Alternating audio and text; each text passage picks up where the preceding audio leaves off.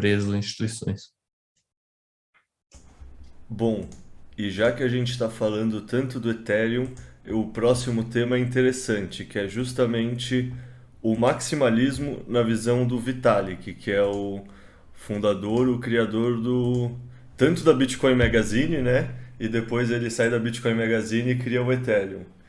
Então, e o pessoal perguntou isso no Twitter e para quem não sabe, o Vitalik é o criador do termo maximalismo, que ele cunhou num texto que ele escreveu em 2014 que chama Sobre o maximalismo do Bitcoin e os efeitos da rede de moedas e plataformas.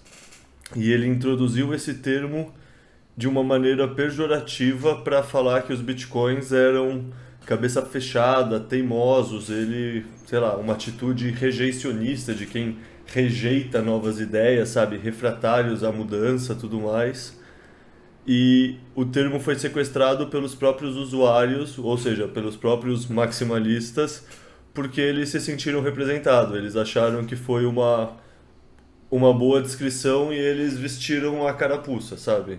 E no fundo é engraçado que esse é tipo um tema recorrente na história, assim, quando alguém começa a xingar uma pessoa de um apelido e essa pessoa veste o apelido e ele perde esse poder pejorativo e vira só mais uma palavra que gera até mais coesão interna nesse grupo. Tipo, dois exemplos que eu penso disso é, por exemplo, o Palmeiras ser chamado de porco, e hoje em dia o pessoal chama de porcada, de chiqueiro, tem várias músicas Dali Porco, e o Flamengo ser chamado de urubu. Hoje em dia tem até a torcida urubuzada.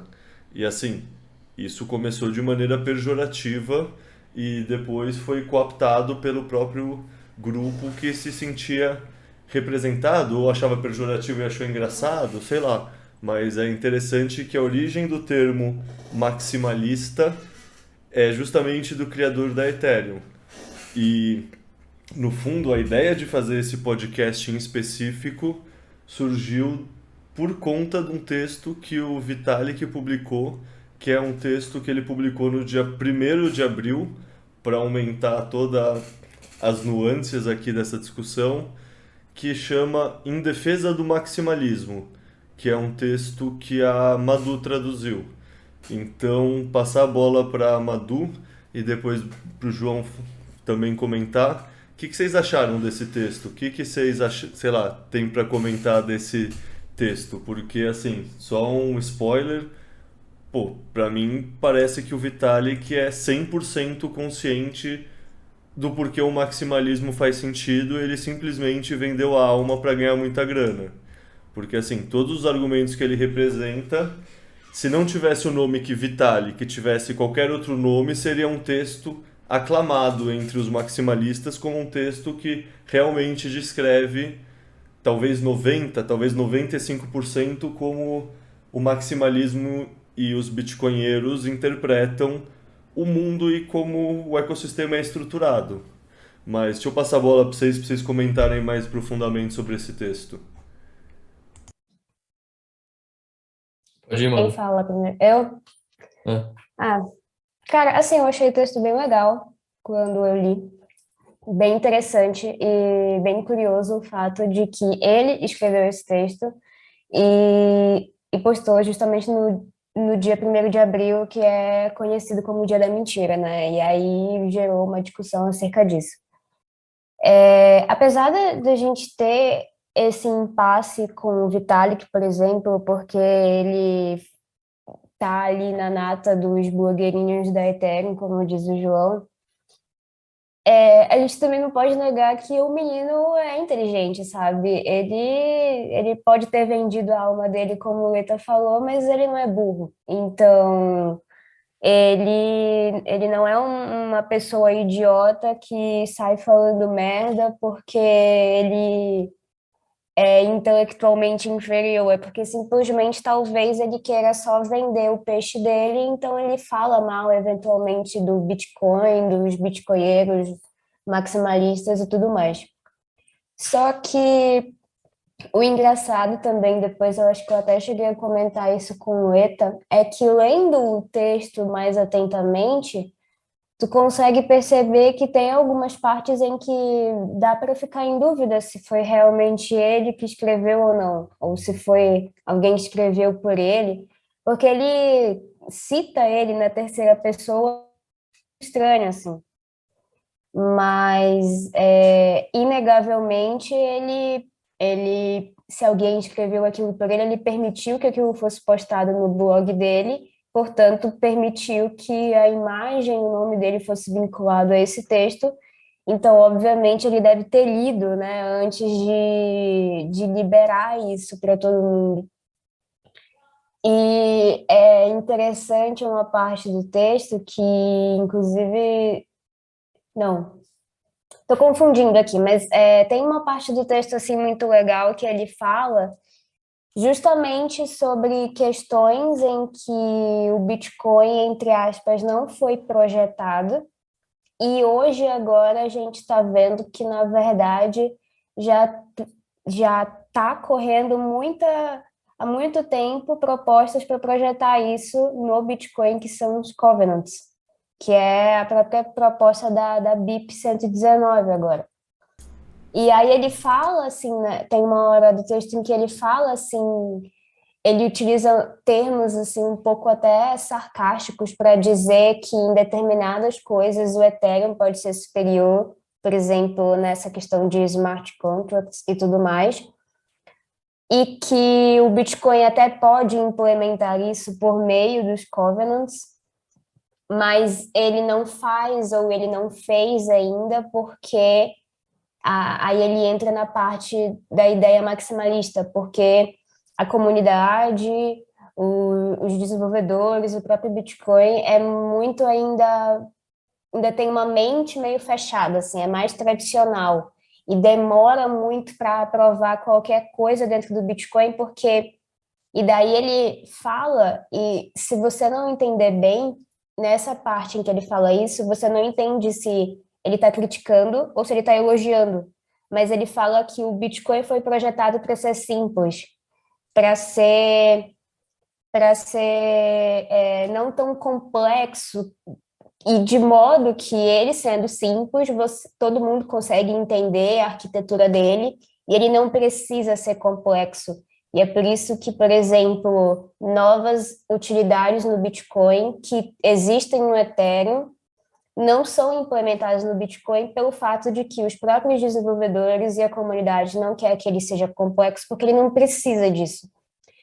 E eu achei isso muito interessante, porque, no fim das contas, lendo o texto todo, parece que ele quer ser passivo-agressivo, criticando o Bitcoin e falando bem do Ethereum, de alguma forma ali implicitamente, mas ele fala super bem do Bitcoin e da própria comunidade e dos maximalistas e tal. Então, eu achei curioso o texto e, tipo assim, faz a pessoa analisar muito, assim, o que ele de fato quis dizer, né? Porque se você for, por exemplo, um Ethereum Guy que lê o texto, tendo em vista que o Vitalik postou aquilo num dia da mentira e tal, você olha e pensa, ele tá zoando os caras e tudo mais.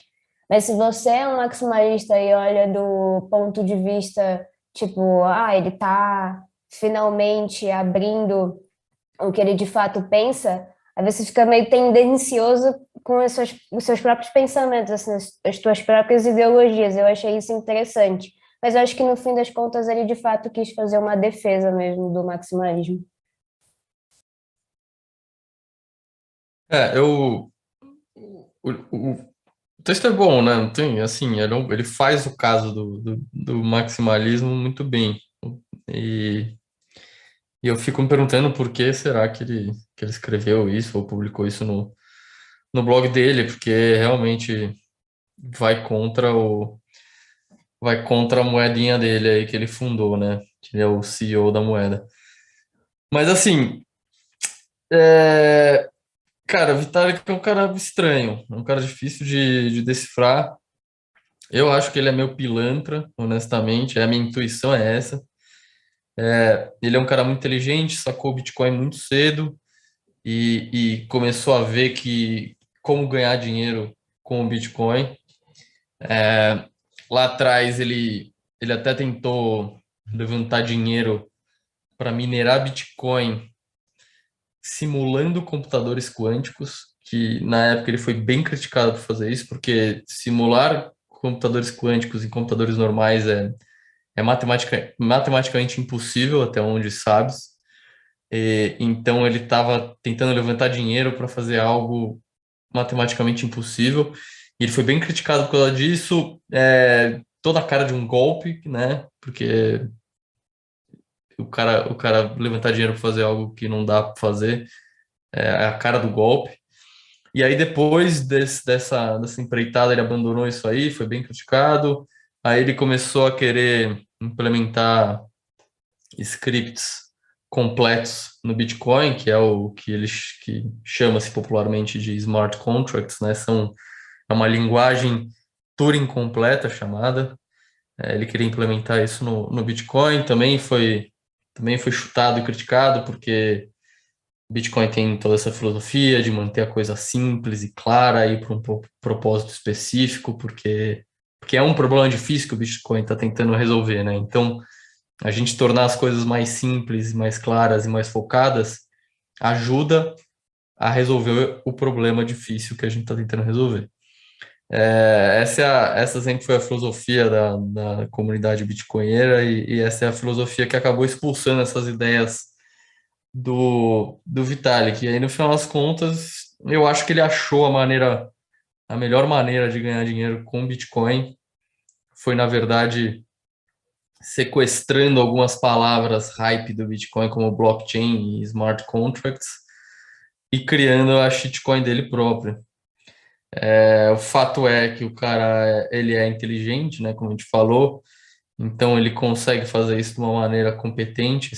Ele é um golpe complexo, na minha opinião, fazer uma moeda, fazer uma moeda nova, falar sobre essa moeda nova e a arquitetura desse novo sistema que ele está criando de uma maneira que impõe respeito e autoridade, que ele sabe do que ele está falando. É difícil fazer isso, precisa de um conhecimento, botar a cara e sair pelo mundo fazendo propaganda desse sistema. E no final das contas também implementar o sistema, né? Porque querendo ou não, ele implementou o Ethereum está de pé, e apesar da propaganda enganosa, tá aí até hoje. Então eu acho que assim, eu acho que ele é um cara inteligente, mas muito ambicioso e de uma maneira imoral, na minha opinião. E no Ethereum ele achou um jeito de criar algo que ele se sinta importante, que ele fez uma puta grana, mas no fundo ele sabe que os maximalistas têm um ponto ótimo contra o projeto dele, tanto que ele sabe explicar o ponto dos maximalistas muito bem, como ele propôs com esse texto. E agora eu não sei o que vai dar, honestamente. Eu fico esperando por um dia que meio que essa realidade do Ethereum de não ser descentralizado, de ser uma complexidade assim exorbitante, que não tem condições de escalar descentralizadamente, porque ninguém sabe explicar como é que Ethereum funciona. Deve ter uma meia dúzia de pessoas que sabe explicar como é que o Ethereum hoje em dia, com todas as suas camadas, funciona.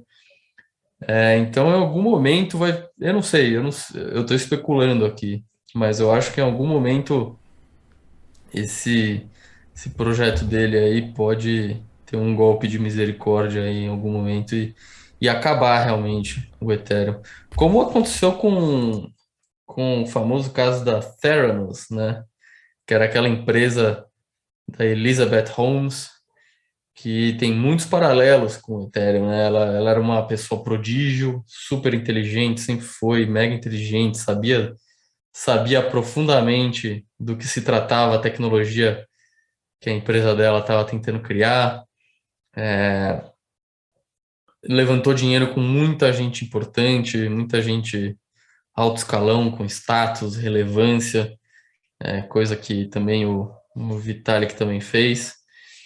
E a Theranos sobreviveu, né? Sobreviveu, acho que 12 anos, até o dia em que ela fechou, e não foi nem porque faliu, mas foi porque conseguiram fazer com que um órgão lá do governo fechasse os laboratórios deles, aí sem laboratórios eles não conseguiram mais dinheiro com o investidor para continuar de pé a empresa, né? Mas não é nem que os investidores descobriram que ela era uma fraude, era só conseguiram um golpe burocrático nela para a empresa quebrar.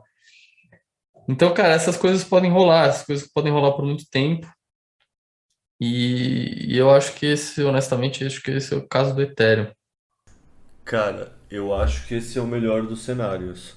O pior dos cenários é eles serem cooptados pelo Fórum Econômico Mundial ou qualquer banco central e serem usados como vetor de ataque, assim. Eu vejo isso como uma possibilidade real também, assim. Não, pode ser, pode ser. Não sei, eu fico, é que assim, honestamente, do meu lado, o meu lado programador, eu fico vendo a complexidade que é o Ethereum e eu fico esperando o dia que a coisa vai desmoronar em cima do próprio peso da complexidade, sabe? Então, em algum momento tem esperança que isso vai acontecer. Mas pode ser que seja cooptado, pode ser que isso se torne uma ferramenta de propaganda e de manipulação por pessoas que são contra a proposta do Bitcoin, né, de ser proof of work, descentralizado. Pode ser que o Ethereum vire um veículo para meio que, né, se disfarçar de revolução, mas começar a tentar trazer a mente das pessoas de que proof of stake é melhor que proof of work, esse tipo de coisa. Não sei, não saberia dizer assim, afirmar. Ó, deixa eu só fazer uma síntese então desse tema para quem não leu o texto. Primeiro, para quem não leu o texto, leia esse texto. É um texto muito bom, esse em defesa do maximalismo do Bitcoin. Mas eu anotei assim uns tópicos gerais que o Vitalik passa no texto. Ele fala bastante sobre a diferença na cultura entre a cultura do Bitcoin e a cultura do Ethereum, que é basicamente uma cultura mais, entre aspas, macho man, uma cultura mais voltada a modos tradicionais, alimentação carnívora, paleolítica, etc. E a cultura do Ethereum é muito mais woke, muito mais inclusiva, muito mais cabelos coloridos, esse tipo de coisa. Ele também mostra diversas fotos do Vitalik com vários políticos. E assim, tipo, no texto, que é engraçado que sim, o Vitalik fala dele mesmo em terceira pessoa, mas assim, pra mim o Vitalik é uma mistura do Elon Musk com a Elizabeth Holmes da Teranos mesmo, assim, tipo, e o Musk é um pouco Teranos também, né, querendo ou não. Mas tipo, sem dúvida o Vitalik é estranhinho e eu não inteligente, etc. Mas o que eu quero dizer é que não me espanta ele escrever um texto falando dele mesmo na terceira pessoa, como se o eu lírico do texto não fosse ele mesmo, sabe? Como se fosse um texto de um plebe qualquer e não dele. Daí, sei lá, ele também fala que moeda não é apenas a primeira aplicação. Moeda é a principal e mais importante aplicação. Porque isso é um argumento que o pessoal do Ethereum faz, né? Que o Bitcoin só está focando em ser dinheiro e não está tentando otimizar. E mesmo entrando no assunto da BIP 119, tipo, realmente é tão importante assim ter mais funcionalidade no dinheiro? São pontos de vista, mas o Bitcoin é bem conservador no seu desenvolvimento, porque moeda não é a primeira aplicação, ela é de longe a mais importante. Fora isso, ele também fala no texto que focar exclusivamente em ser um dinheiro contribui para ser um dinheiro melhor. E ele também dá muitos exemplos de como essa cultura da intolerância do Bitcoin mantém a coesão cultural e, portanto, é algo positivo. Ele cita que se você quer manter uma identidade diferente do mainstream, então você precisa de uma cultura realmente forte que resista ativamente e lute contra a assimilação do mainstream toda vez que o mainstream tentar afirmar sua hegemonia, assim. Ou seja, você precisa ter um bando de gente fanática e teimosa que o pessoal de fora olha e sim dá pra confundir com um culto, assim. E aqui eu separei o finalzinho do, tipo, isso aqui são as últimas linhas do texto pra dar uma lida e só dar um exemplo de como é a toada do texto, que é: seja um maximalista.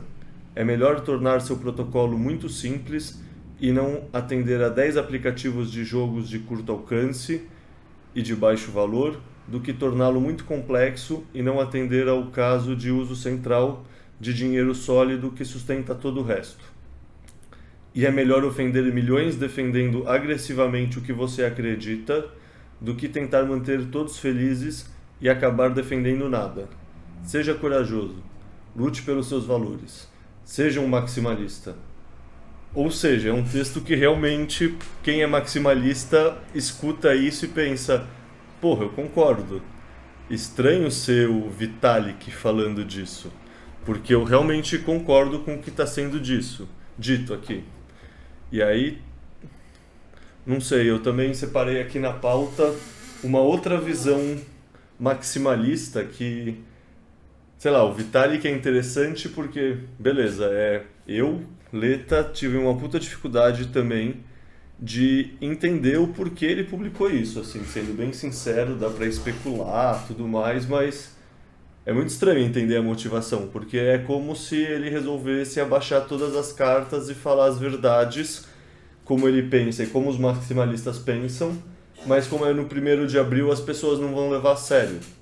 Então é muito curioso, tipo, ele publicar esse texto que acho que todos os maximalistas concordam e no fundo é um texto descritivamente perfeito, mas que ninguém se importou, assim, e, tipo, as pessoas querem continuar investindo no Ethereum, pessoas, tipo, elas gostam desse golpe, tá ligado? Já tem um valor de marca, já tem uma comunidade, o pessoal vai ler isso e vai pensar: eu concordo, mas isso não é positivo. Eu leio isso com sarcasmo e eu entendo o que o Vitalik quer dizer e eu acho que o Bitcoin de verdade é lento. Eu não concordo com vários pontos que tá escrito ali.